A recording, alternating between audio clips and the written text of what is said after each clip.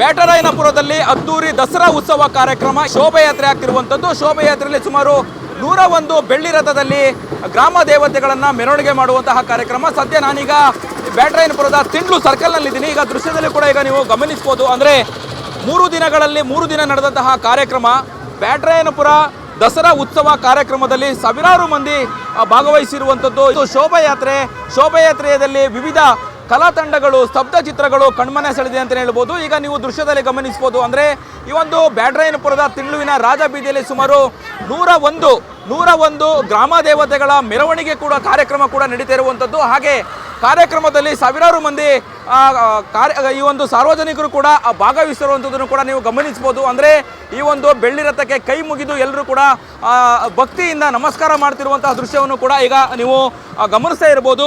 ಅಂದರೆ 3 ದಿನ ನಡೆದಂತಹ ದಸರಾ ಉತ್ಸವ ಕಾರ್ಯಕ್ರಮ BJPಯ ಮುಖಂಡ ಬ್ಯಾಟರಾಯನಪುರದಲ್ಲಿ ದಸರಾ ಉತ್ಸವ ಕಾರ್ಯಕ್ರಮದ ನೇತೃತ್ವ, ಹಾಗೆ ಅವರ ಒಂದು ನೇತೃತ್ವದಲ್ಲಿ ನಡೆದಂತಹ ಕಾರ್ಯಕ್ರಮ ಬಹಳ ಅಚ್ಚುಕಟ್ಟಾಗಿ ವಿಜೃಂಭಣೆಯಿಂದ ನಡೀತಾ ಇರುವಂಥದ್ದು. ಬಹಳ ಮುಖ್ಯವಾಗಿ ಶೋಭಾಯಾತ್ರೆಯಲ್ಲಿ ಸಾವಿರಾರು ಮಂದಿ ಭಾಗವಹಿಸಿರುವಂಥದ್ದು. ಹಾಗೆ ಸ್ತಬ್ಧ ಚಿತ್ರಗಳಾಗಿರ್ಬೋದು, ಮೆರವಣಿಗೆ ಆಗಿರ್ಬೋದು, 101 ಬೆಳ್ಳಿ ರಥದಲ್ಲಿ ವಿವಿಧ ಸ್ತಬ್ಧ ಚಿತ್ರಗಳು ಈಗ ನೀವು ದೃಶ್ಯದಲ್ಲೂ ಕೂಡ ಗಮನಿಸ್ತಾ ಇರುವಂಥದ್ದು.